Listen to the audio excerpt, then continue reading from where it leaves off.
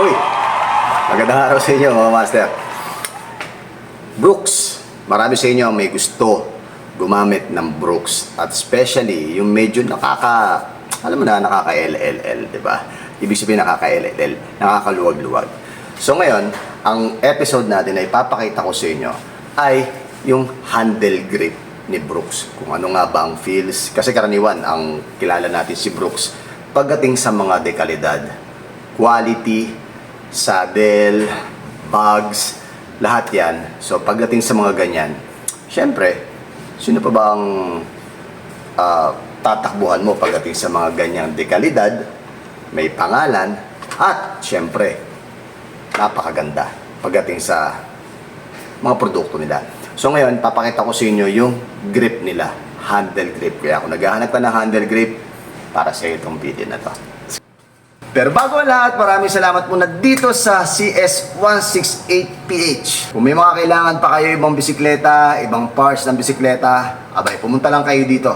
Tatagpuan nyo sila sa kahit saan. Facebook, TikTok, nandiyan na sila. Mag-PM lang kayo, sigurado may magre-reply at magre-reply sa inyo kung ano man ang order nyo, nagsiship sila at pwede kayo magbayad ng GCash, bank transfer, kahit saan yung gustong magbayad, ma-accommodate nila kayo. Basta, makipag-usap lang kayo doon sa FB page nila at kung meron kayo oras, kung meron kayo TikTok, doon kayo sa TikTok. Alright? Maraming salamat, CS168PH. Si Brooks ay marami ng ginawa na produkto pagdating sa pagbibisikleta. Meron siyang bags, meron siyang saddle. At kilala si Brooks pagdating talaga sa saddle kasi karaniwan yung mga ginagamit natin, yung mga C17, B17, na talaga namang napaka-the best.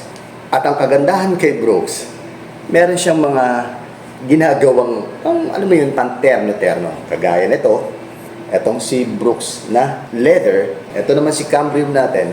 So, mamimili ka, meron mga iba't ibang presyo si Brooks pagdating sa saddle. Pero hindi ito ang pag-uusapan natin. Kaya ako sinasabi sa inyo, kasi yung mga grip na ginawa niya para dito, ternong-terno. Pwede mo siyang gamitin pang touring, pwede mo siyang gamitin pang retro, classic, at the same time, pwede mo siyang magamit pagdating sa mga folding bikes na talaga namang bagay na bagay. Isa-isahin ko sa inyo kung ano-ano yung mga handle grip na ginawa ni Brooks. Etong color brown combination. Alright? Papakita ko sa inyo ng malapitan para at least makita nyo ng gusto. Ito yung brown. Kung ang combination ng bisikleta nyo ay classic, retro, or pwede rin naman na kahit paano elite ang style, the best tong may palm rest. Karaniwan to, ganito yung gamit ko sa aking hybrid. Kasi sa hybrid ko, masarap talaga na may nakapatong dito. Pero hindi si Brooks ang gamit ko kasi si Brooks talaga namang medyo, alam naman natin na hindi siya pang budget meal.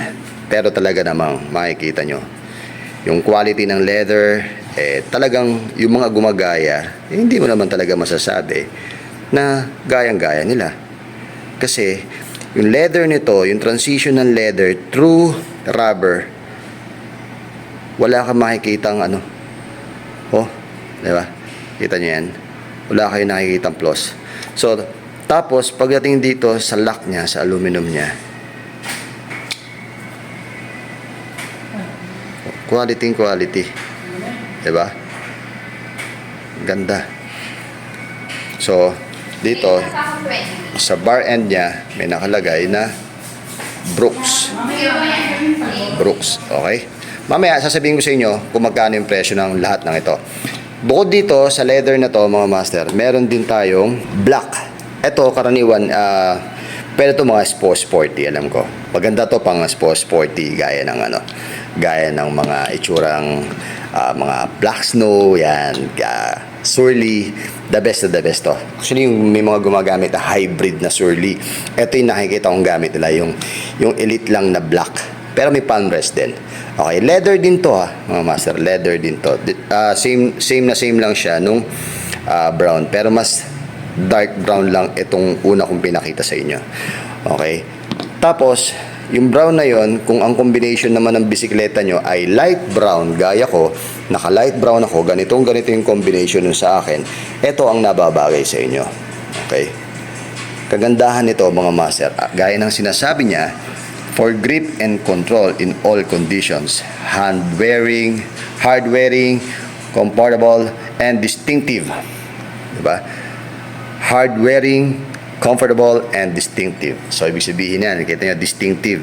Kasi, ito, pagka nakita yung bar end pa lang nito, mga master, tingnan mo naman, diba? Brooks kaagad. So, alam na kaagad nila na si Brooks ay quality at hindi basta-bastang handle grip or brand.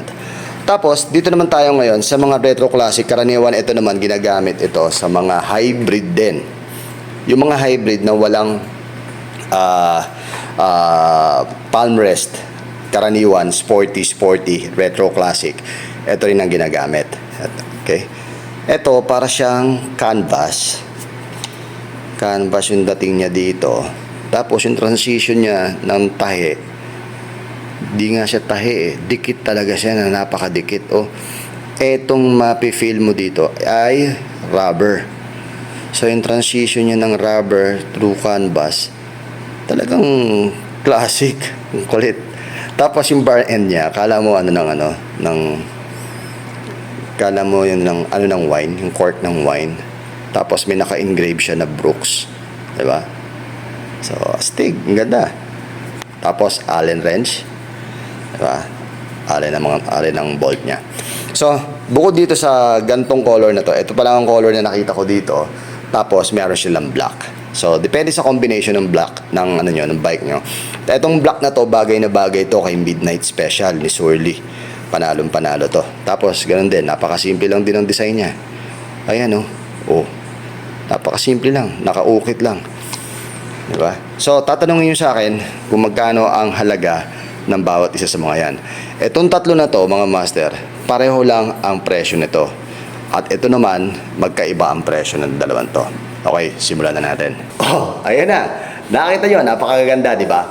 Kung gusto nyo ng mga ganitong, syempre, mga ganitong klaseng produkto ng bisikleta para sa inyo, punta mo lang dito yan sa CS 168PH. Dito sa may Giro Street, Barangay Manresa, Quezon City. Balik na tayo dito. Eto na tayo. Sabihin ko na yung presyo sa inyo. Ang presyo nito, pero bago yun, ulit. Hindi pa natin nare-retrieve yung Facebook page ni Papa Jack. Meron pa akong isang araw para ma-retrieve yun. Pagka hindi ko na-retrieve yun, gagawa tayo ng bago nating Facebook page. Sa lahat ng Indiano na nanghack sa Facebook ni Papa Jack, God bless you all at sana pagpalain kayo ni Lord. Okay? So, eto. Meron tatlong kulay ito. Merong isang black, tapos meron dark brown and black, tapos meron light brown and black. Magkano nga ba ang presyo nito, mga master? 4,200 pesos. Okay? Ang packaging ay makukuha mo ng ganito dito sa CS168PH. Okay? Pagdating naman dito sa ganitong retro canvas rubber, yung itsura niya, meron siyang black. Okay? So, ito ay 2,600. Same thing, ganun din yung packaging niya. Alright? Yung black naman, hindi, magkaiba siya lang ng presyo. Okay? Yung black, ito, yung black nito, mga master, ay 2,800 pesos. Okay, tama ba ako? Tama ako, 2,800 pesos. So ngayon, kung gusto nyo puntahan to at gusto nyo pa, meron pa kayong mga iba't ibang klase na kailangan sa bisikleta nyo. Pagdating sa folding bike, pagdating sa retro classic, at medyo may kamahalan, kapresyohan, at mga matatatag na brand, pumunta lang kayo dito sa CS168PH. Ayun, maraming salamat.